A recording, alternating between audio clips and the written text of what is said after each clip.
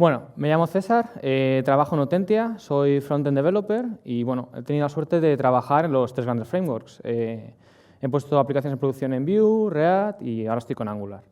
Y lo que me estoy dando cuenta es que realmente el framework da igual, si es que mañana va a haber otro, esto es el frontend, esto cambia cada día.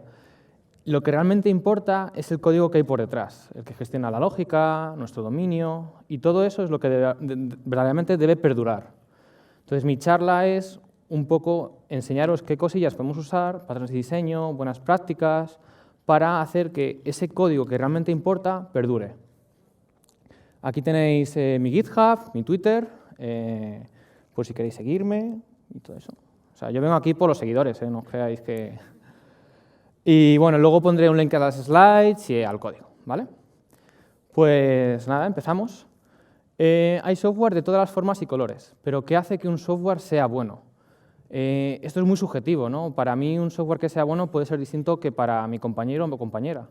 Entonces lo que voy a hacer es basarme en las 4 reglas del diseño simple para ver lo que sería para mí un buen software, ¿vale?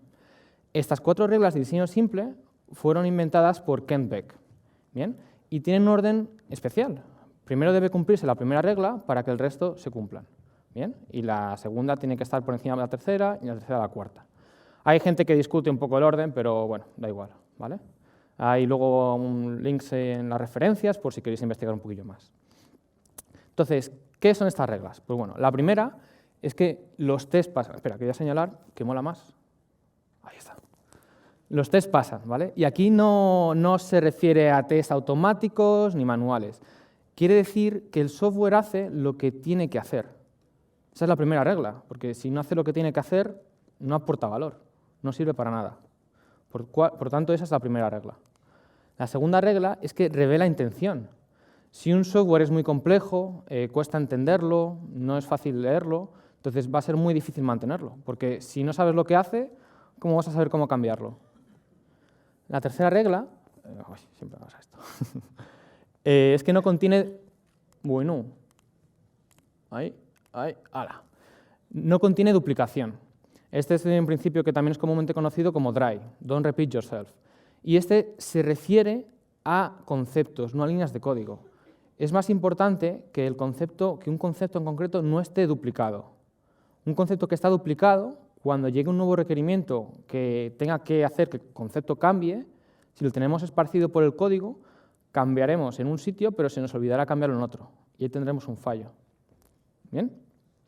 Entonces, no tiene que contener con duplicación. Y la última regla es que tiene que tener el tamaño necesario. Tampoco hay que idear esta solución súper mega grande y compleja, porque cuantas más piezas tiene, más superficie de fallo puede haber. ¿Bien? Código simple, código pequeño. Entonces, para mí, el buen software es aquel que es fácil de cambiar. Todos los paradigmas, todas las buenas prácticas, el testing, al final, ¿qué es lo que hace? Que el software sea fácil de cambiar. Si no podemos iterar rápido, no podemos aportar tanto valor al negocio como podríamos, ¿verdad? Muy bien. Pues para mí el buen software debe ser fácil de cambiar. Entonces, ahora bien, ¿cómo hacemos buen software? Esto es lo que es el buen software, pero habrá que hacer algo, ¿no?, para hacer buen software. Pues aquí es donde voy a ayudarme de los patrones Solid, ¿vale? Y patrones de diseño y buenas prácticas. Entonces, tenéis aquí un link, por si luego lo queréis ver el código, ¿vale? Y bueno, vamos a empezar con los principios Solid. Los principios Solid es un acrónimo de 5 principios. Fueron acuñados por Robert C. Martin, también comúnmente conocido como Uncle Bob. 2 principios no son suyos. El del Open Closed, que lo veremos más adelante, es de Bertrand Meyer, y el de Liskov es de Barbara Liskov. ¿Bien? ¿Qué son nuestros principios? Pues son limitaciones, y son limitaciones autoimpuestas. Si os dais cuenta, todo lo que llevamos inventado en el software son limitaciones, para que hagamos el software de forma predecible. Entonces, ahora aquí es donde vamos a entrar un poquito más en código. El primer principio, y quizás el más complicado de hacer, es el Single Responsibility. Este quiere decir que a nivel de aplicación, a nivel de sistema, módulo, clase, método, línea, debe tener una única responsabilidad, un único eje de cambio. Porque cuando mezclamos cosas y cambiamos una de esas cosas, realmente veremos que de repente se empiezan a romper cosas que aparentemente estaban inconexas. Y es porque estamos mezclando conceptos. Entonces, aquí lo que vamos a ver es, por ejemplo, una clase de coche, ¿vale? Que tiene el método mover, el método parar, y las ruedas parece ser que pueden ser cambiadas, ¿no? Y que sí debe repostar. Entonces, a lo mejor, bueno, en el contexto en el que estamos, para mí no tiene sentido que el coche deba tener toda esta responsabilidad, pero también depende del contexto en el que estamos, ¿vale? Hay que contextualizar dónde estamos en un momento dado. Una solución que podría ser buena en un proyecto no tiene por qué ser buena en otro proyecto. Dependemos del contexto. Entonces, ¿qué podríamos llegar? Pues bueno, vamos a intentar seguir orientación a objetos, ¿no? Yo veo como cada parte es un objeto y ese objeto tiene responsabilidad de qué debe saber. En este caso, para mí, las ruedas deben saber si tienen que cambiarse o no. El tanque, ¿no?, debe saber si está vacío o no. El motor, pues debe saber acelerar. Los frenos, pues frenar. Y yo veo como el coche, pues un conjunto de partes. Usando composición, creamos un coche con las distintas partes. Y el coche lo que hace es orquestar las distintas partes. A ver, esta solución, fijaos, tiene mucho más líneas de código. Entonces, también hay que intentar tener en cuenta las 4 reglas del diseño simple. Debe tener el tamaño necesario. Pero si vemos que empezamos con una solución como esta, de la izquierda, y vemos que se nos está yendo de madre, que está creciendo esta clase por doquier, hay muchas cosas que cambian, entonces lo que tenemos que intentar es refactorizar y llegar a tener las responsabilidades separadas. Entonces, refactorizar es muy importante porque nunca vamos a tener la solución de primeras. Porque al momento que escribimos código es cuanta más información tenemos. Pero a medida que avanza el tiempo, tenemos más información. Entonces, es donde debemos plasmar esa información en código. El siguiente principio es el del Open Close Principle. Este es muy interesante porque nos permite añadir más funcionalidad de tal forma que intentemos romper la menos funcionalidad que haya en el sistema. Y esto lo podemos lograr haciendo uso, por ejemplo, de polimorfismo. Entonces, en el Open Closed, lo que tenemos que intentar es que las entidades de software que estamos usando sean abiertas a la extensión, pero cerradas a la modificación. Esto quiere decir que si añadimos una nueva funcionalidad, idealmente tendríamos que añadir un nuevo código. Ya está. No tocar código antiguo. Pero ¿qué pasa? Siempre hay que tocar un poquito de código antiguo, ¿verdad? Entonces, la idea es tocar cuanto menos líneas de código antiguo posible. Entonces, aquí tenemos, por ejemplo, una clase camión que tiene una velocidad, un velocity. El plane que tiene un speed. Y luego tenemos una clase que calcula pues, cuánto se puede mover cada uno. Entonces, aquí recibimos un array de vehículos, que pueden ser o avión o camión, y por cada uno de ellos compramos el tipo de instancia, ¿no? Porque cada uno tiene una cosa. Uno tiene velocity y otro tiene speed. No están unificados. Entonces, ¿qué problema hay con este código? Que si luego llega una nueva entidad, además de añadir la entidad en sí, vamos a tener que tocar código antiguo. Vamos a tener que tocar esto, añadir una nueva rama en el if y comprobar si es un tipo u otro. Y además añadir aquí a lo mejor un tipo en concreto, ¿verdad? Para ayudarnos en la compilación. Estoy usando TypeScript, porque creo que a mí me ayuda. Y bueno, también me ayuda mucho, por ejemplo, los tests, ¿vale? Entonces es algo que me apasiona, ¿no? Entonces, para mí el buen software también tiene que tener test y si tienen TypeScript, pues noto que me ayuda más, me ayuda a hacer mejor software, porque es más fácil cambiar. Entonces, ¿qué podemos llegar? Pues podemos hacer lo siguiente. Podemos abstraer e intentar unificar. Entonces, aquí tenemos la interfaz vehículo. Y aquí ya no tenemos speed o velocity, tenemos move, un método mover. Y este sigue el principio de tell, don't ask de Martin Fowler, que lo que dice es que si una clase, un objeto, tiene sus propios datos, sus propios campos, debe ser esa clase quien debe saber interactuar con esos datos. No debería exponer al mundo exterior cómo se usa. ¿Por qué? Porque si el día de mañana el velocity o el speed ha de calcularse con un algoritmo más complejo o depende de otros datos, en el ejemplo de la izquierda tengo que hacer esos cálculos fuera. Pero en este ejemplo, como es un método, el de fuera le da igual cómo se calcule esto. ¿Vale? Entonces, esto es mucho más flexible. más robusto. Entonces, el camión es un tipo de vehículo y el avión es un tipo de vehículo que se mueve. Entonces, fijaos esta solución, es mucho más limpia, porque aquí ya me da igual si es un avión, un camión, o mañana que sea un coche, una moto. Yo quiero saber que este responde ante el método mover. Entonces, ahora simplemente me quito de ifs y uso polimorfismo. Me da igual el vehículo que sea, que ya por dentro me dará ese cálculo, ¿no? Y ese es el Open Close Principle. Ahora vamos con el de Liskov.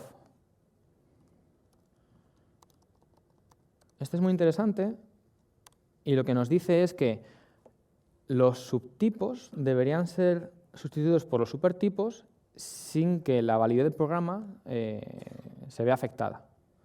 Por ejemplo, tenemos un coche que se mueve, ¿verdad? Y ahora tenemos un coche roto. El coche roto no se puede mover. Entonces, claro, aquí a lo mejor vemos que lanzamos una excepción, ¿no? Y tenemos un coche eléctrico. Este sí se puede mover, con lo cual hereda y tiene el método mover. Entonces, cuando ejecutamos esta función que se llama raise, aquí tenemos un problema. Porque aquí estamos definiendo el supertipo porque esperamos que todos los coches se puedan mover. Pero no es así. Entonces, aquí me va a dar un error. Entonces, este es el principio de Liskov. Esto lo rompe, porque hay un subtipo que no se puede sustituir por el supertipo, ¿vale? Este car, que es el supertipo, no se puede asignar al broken car porque no se puede mover. Entonces, esto hace que sea nuestro código no sea tan flexible, no sea tan robusto, perdón. Entonces, ¿qué podemos hacer?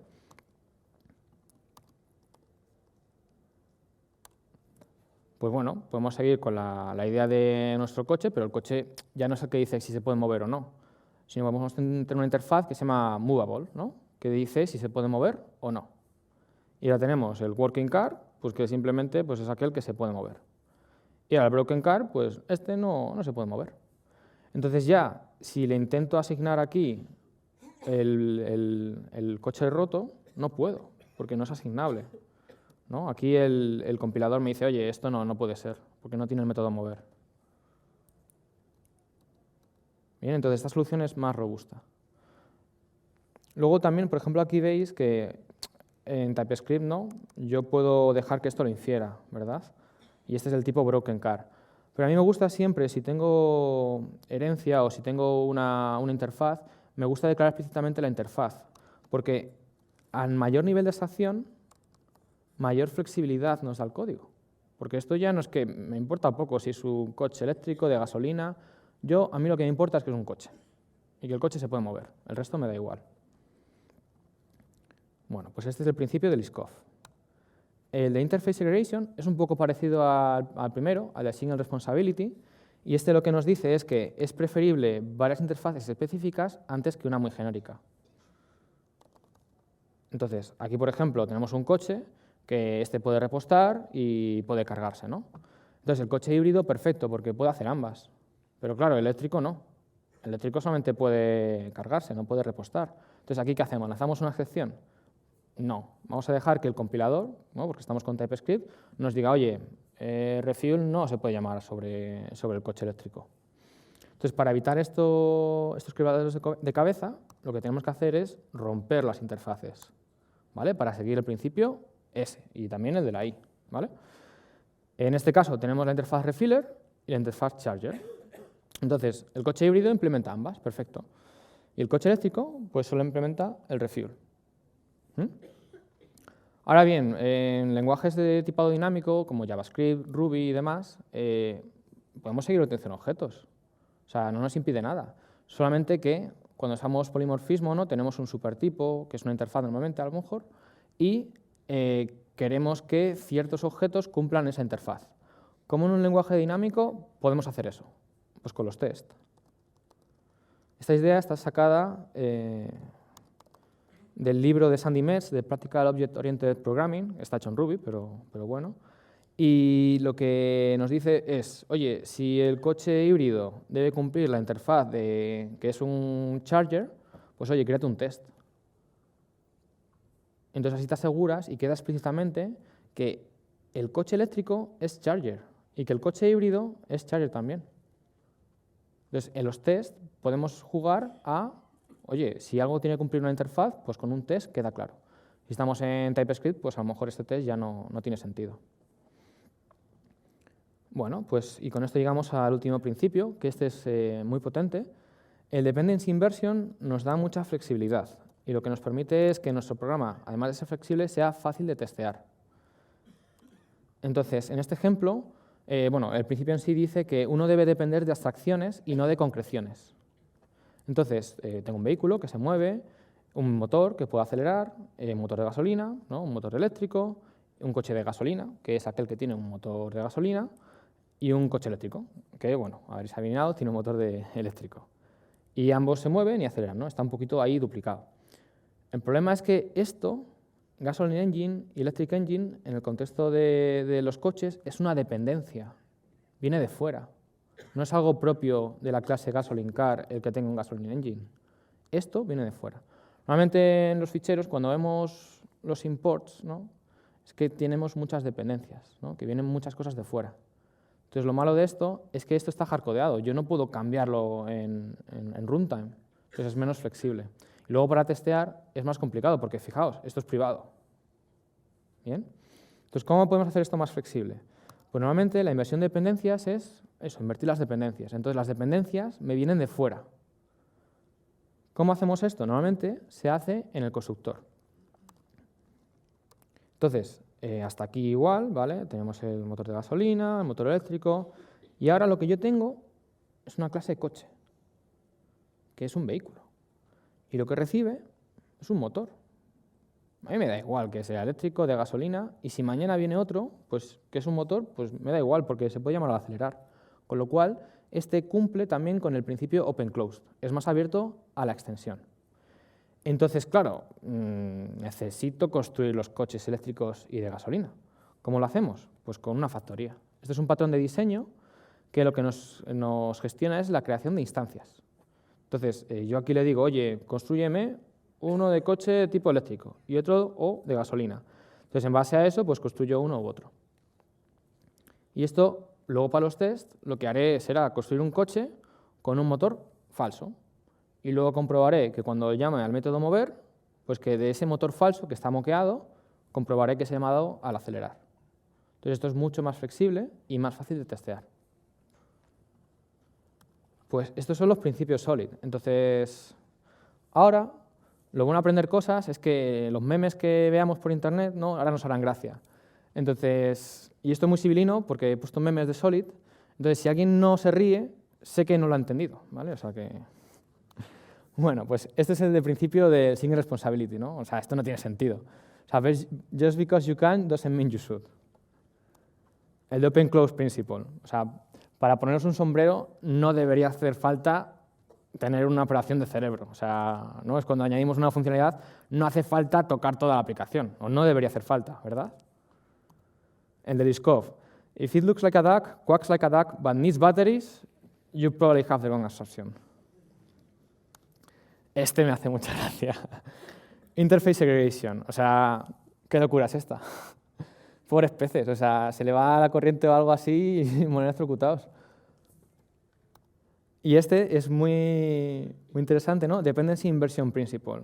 Will you solder a lamp directly to the electrical wiring in a wall? O sea, ¿ponéis ahí con un soldador a tal? No, no. O sea, eso que se encargue por dentro, ¿no? Tú enchufas y ya esperas que se conecte la electricidad. Bueno, pues ahora vamos con los patrones de diseño. Entonces vamos a ver tres, vamos a ir en tono de dificultad, ¿no? Y luego vamos a ver un ejemplo completo donde usamos los tres y veréis cómo pueden encajar. El patrón de diseño, mencionar que, jope, está muy bien, pero no hay que meterlos con calzador. Solamente por saberlos no voy a decir, pues venga, voy a meter aquí a cholón todos los que pueda, ¿no? Porque voy a ser más interesante. No, hay que ver dónde pueden cuadrar. ¿Bien? Es importante. Entonces vamos a empezar con el patrón comando. Este es muy simple, realmente, y nos aporta mucha flexibilidad. Entonces tenemos una interfaz comando que retorna un resultado y posiblemente le podemos pasar unas opciones. Entonces lo que hace el patrón comando es desacopla la operación que se invoca sobre una clase de quien sabe cómo ejecutar esa operación. ¿Vale? ¿Esto qué quiere decir? Que yo a lo mejor tengo una clase muy compleja que hace muchas cosas, hay que invocar una serie de configuraciones, lo que sea, y yo desde fuera no quiero exponer ese conocimiento. Yo quiero que desde fuera me llamen a ejecutar y ya está. Entonces el patrón comando es lo bueno que tiene, se acopla esa parte. Y a mí me gusta hacerlo promesa, ¿vale? Porque normalmente son asíncronos, porque yo los uso para tipificar mis casos de uso en mi aplicación. Un caso de uso es una manera que tiene el usuario de interactuar con el sistema. Por ejemplo, conseguir fotos de gatitos, pues eso lo hago en un caso de uso, que es un comando.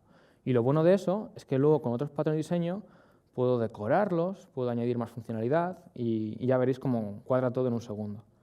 Entonces, el createCar command, por ejemplo, pues tiene el método ejecutar, porque es un comando, y me retorna un vehículo. Y uso la factoría para crear ese vehículo. Muy simple, ¿verdad? Bueno, ese es el patrón comando. El patrón decorador, este me gusta mucho, este es además muy interesante. Este lo que nos permite es añadir más funcionalidad a un objeto sin tocar el objeto original.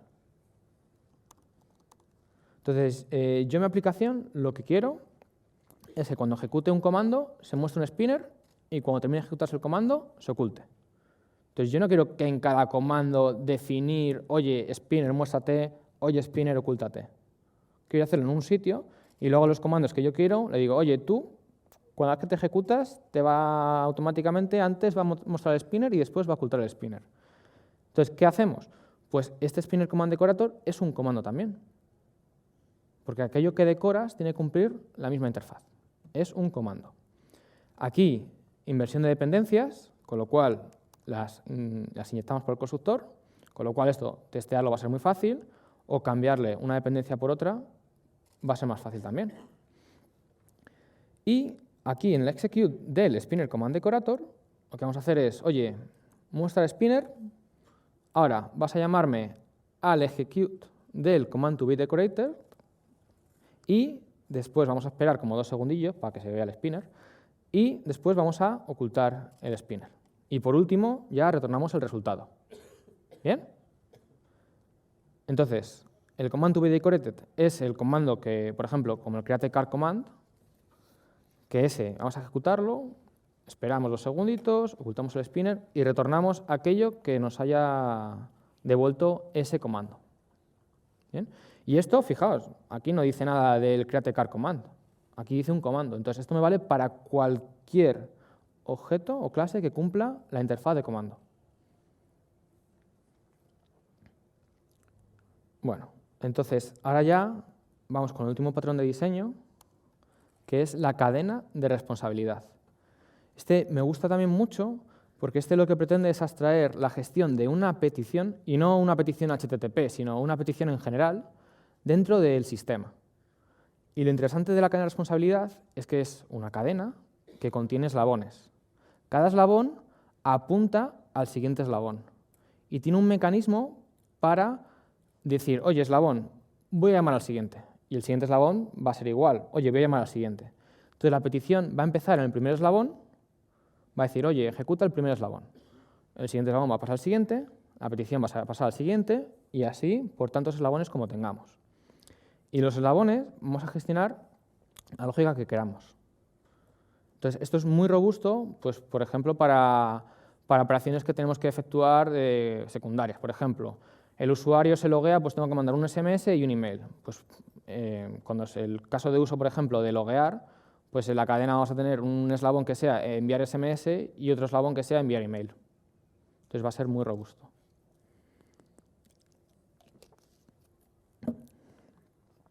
Entonces, vamos a empezar con un eslabón, que es muy sencillo. Un eslabón tiene una forma de pasarle un nuevo eslabón para apuntar al siguiente y una forma de invocar el siguiente eslabón.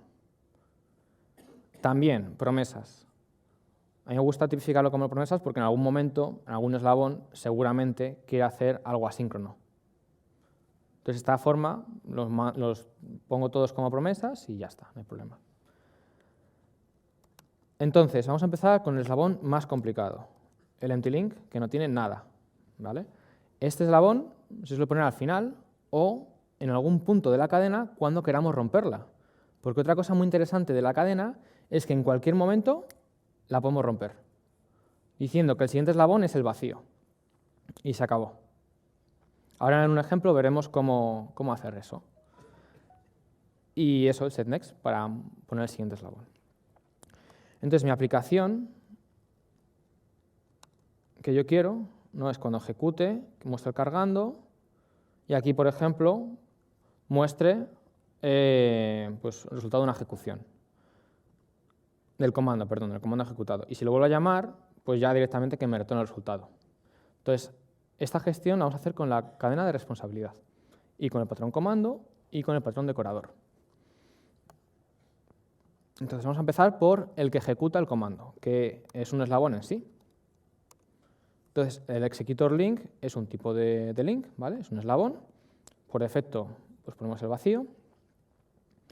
Y lo que hacemos es, de este objeto contexto, que este objeto lo que tiene es pues, cierta configuración, opciones, incluso ahí es donde guardo yo el resultado de lo que me devuelve el comando, pues lo uso, ¿vale? Y este lo reciben todos los eslabones. Entonces, aquí lo que hago es, oye, en el context.result, guárdame el resultado del comando que tienes guardado en el contexto. Y además le pasas las opciones si las tuviese. Con lo cual, aquí tampoco sé qué comando estoy ejecutando. Estoy ejecutando un comando. Me da igual cuál.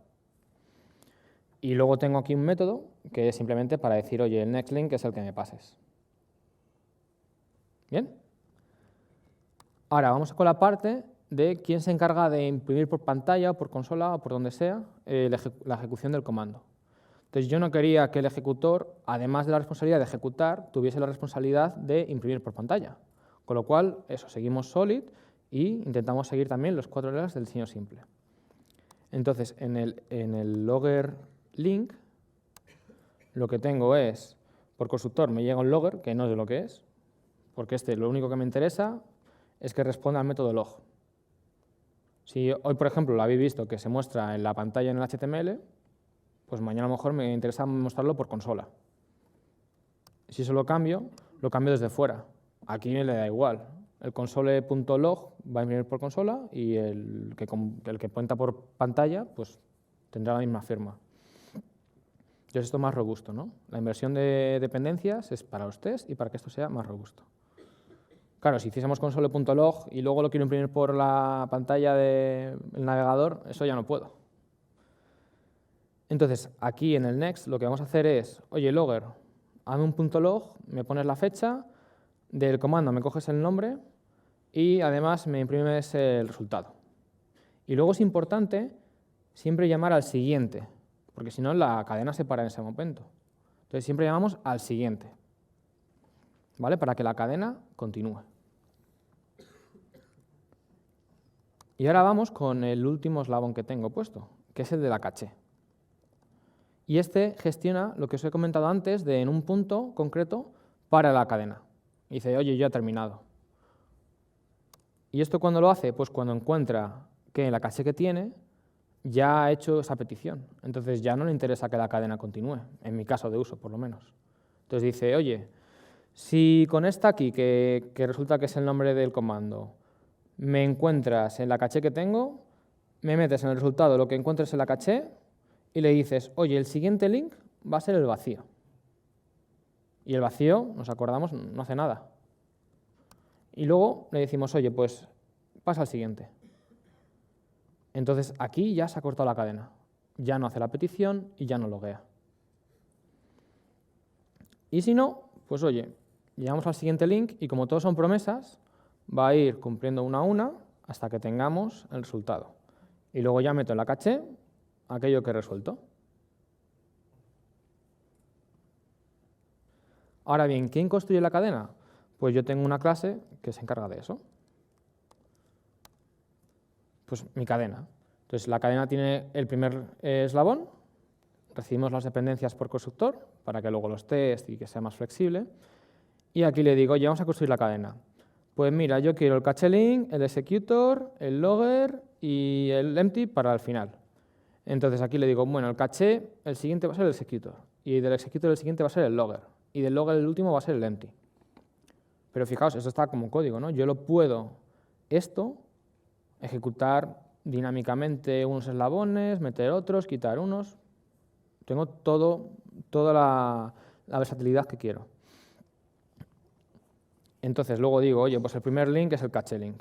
Luego también el orden lo puedo cambiar. Y aquí le digo, oye, pues cuando ejecutes esta cadena, me creas aquí con el spinner command decorator, me creas el create car command, le pasas un store y este waiter que lo que hace vas a esperar por 2 segundillos, ¿vale? Y luego le digo al primer link, oye, empieza la cadena. Y al final va a tener el resultado. Porque las promesas se van a ir cumpliendo y cuando todas están resueltas, pues ya en el context.result tendremos el resultado. Bueno, si os queréis enseño, el Spinner Store está hecho con RxJS, que básicamente sigue el patrón observador, pues si también lo queréis investigar, que se encarga de la reactividad, ¿vale? Y este lo que hace básicamente es, pues este objeto que me dice si está cargando o no, pues es reactivo y puedo escuchar cambios sobre él. Para que cuando cambie de false a true, pues mostrar el spinner o ocultarlo. Y luego ya lo último, pues tengo en mi index.ts, por ejemplo, tengo aquí, sin ningún framework, habéis visto, qué loco, pues tengo aquí el HTML, tengo con un botón que tiene el ejecutar, y aquí donde imprimo los logs de los comandos, y aquí donde imprimo el resultado de los logs del resultado. Creo un store y os explico esto de aquí. Y básicamente con el get lo que digo es, oye, te quiero observar. Y en el pipe lo que le voy a decir, oye, cada vez que cambies, ejecuta esta función. Entonces aquí tengo el estado y aquí voy a saber si está cargando o no. Entonces le digo, oye, cuando esté cargando, me añades el isLoading, esta clase llamada isLoading, a este div que tiene esta clase content. Y para el show, a esta clase que tiene spinner. Y luego me suscribo, con lo cual esto va a estar escuchando cambios todo el rato. Y esto es lo que hace que sea reactivo. Por ejemplo, de Angular esto, la verdad es que me gusta bastante, la parte de RxJS, pero por ejemplo Vue gestiona la reactividad un poquillo mejor, yo creo, un poquito más de fábrica, con las computed, que están muy bien, la verdad. Y bueno, este page logger pues lo que hace es luego imprimir por la pantalla, pues meter ahí un P y inyectarlo. Creamos la cadena, le pasamos todas las dependencias que necesitemos. Claro, aquí diréis, joder, claro, invertimos las dependencias, pero en algún lado las tengo que construir. Y dices, joder, es que tengo que hacer un montón de instancias, es un poco pesado. Y es ahí donde hay un concepto que es inyección de dependencias, que son motores que se encargan de justo esto.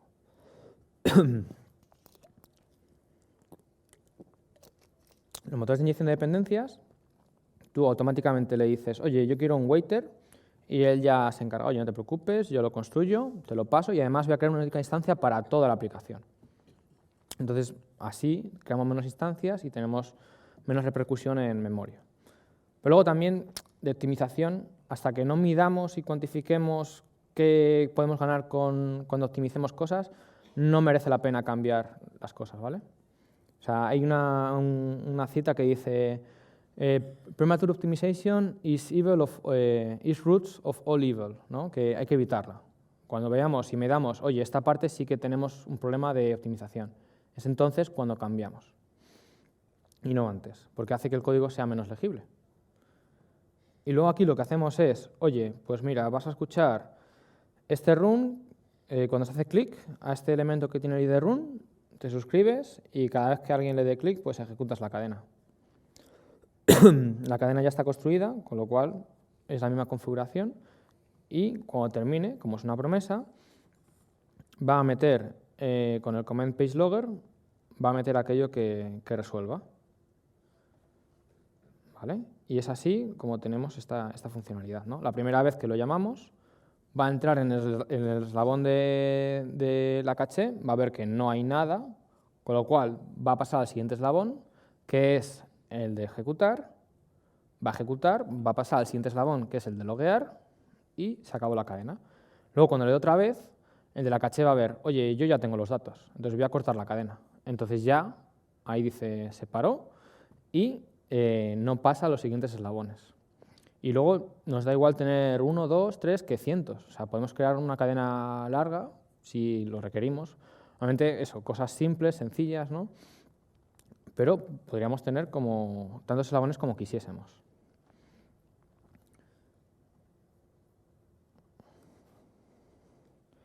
Y bueno, eso es un poco lo que venía a hablaros. O sea, al final lo que vemos es que muchas cosas que se hacen en backend, en Android incluso, en otros ecosistemas, las podemos aplicar a frontend. Y, joder, la parte de orientación a objetos está ya muy trillada. Hay muchos recursos, hay muchos patrones de diseño, muchas buenas prácticas. ¿Por qué no nos llevamos aquello que funciona al mundo frontend? Entonces, es ahí donde tenemos que reflexionar y ver qué podemos mejorar. Y bueno, también deciros que trabajo en Autentia y nada, me han apoyado mucho y la verdad es que es una empresa que merece la pena. Hay mucha flexibilidad, libertad, reconocimiento, ping-pong, tenemos mesa de ping-pong, ya el resto da igual. Y nada, si queréis echar currículum, echar un vistazo a la web, pues bienvenidos seáis. Y nada, aquí he dejado un montón de referencias, por si queréis leer libros, escribir, leer links de blogs que he puesto por aquí, ¿vale? Pues si estáis interesados, ¿vale?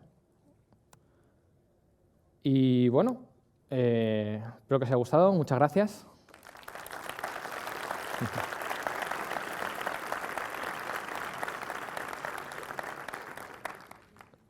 ¿Alguna pregunta? Por ahí. Luego pondré en Twitter las slides y el código, por si hay mucho, ¿no? Hay que leerlo poquito a poco y entenderlo y tal, pero bueno, es un punto de partida, ¿no? Hola. Sí. Bueno, muchas gracias por la charla, me ha parecido súper interesante. Yo quería preguntarte, dice que has trabajado con Vue, con React y con Angular, ¿verdad? ¿Con cuál de ellos te ha sido más fácil hacer testing? Pues fíjate, en Angular ya llevo 4 meses y esperaba que los test de los componentes fuese más fácil, pero porque Angular usa un motor de inyección de dependencias y al final los componentes son clases, ¿no? Entonces, tú luego, no sé por qué razón, tienes que tener un testbed y montarlo, una cosa un poco loca. Y esa parte me defraudó un poco. Pero, por ejemplo, con Angular uso TS-Mockito, que me hace un poco más fácil la vida. Con Vue es con el que más he trabajado 2 años, hago un cursillo y tal. Y la parte de testing la tienen un poco olvidada. De hecho, el framework oficial de testing lleva en beta 2 años, o 3, una cosa loca. Y ahora, en la nueva versión que van a hacer, la Vue 3.0, que van a hacer todo por dentro con TypeScript, por cierto, hasta que no ocurra ese cambio, no creo que den tanta importancia a los tests como otros frameworks. Y luego con React, me quedé con los React Test Utils, que hay un hombre que trabaja en PayPal, que es muy bueno. Ese es muy bueno. Tiene una biblioteca, que es React Test Utils, y que de hecho hay una en Vue, pero no se usa demasiado. Y me quedé por ahí, pero tenía muy buena pinta. La verdad es que con React son más fáciles. Ahora con los hooks, no sé si es más fácil aún que con las clases, pero bueno, tendré que probar. De hecho, hay una charla después de los hooks y esa es una pregunta que hay que preguntar. Así que gracias.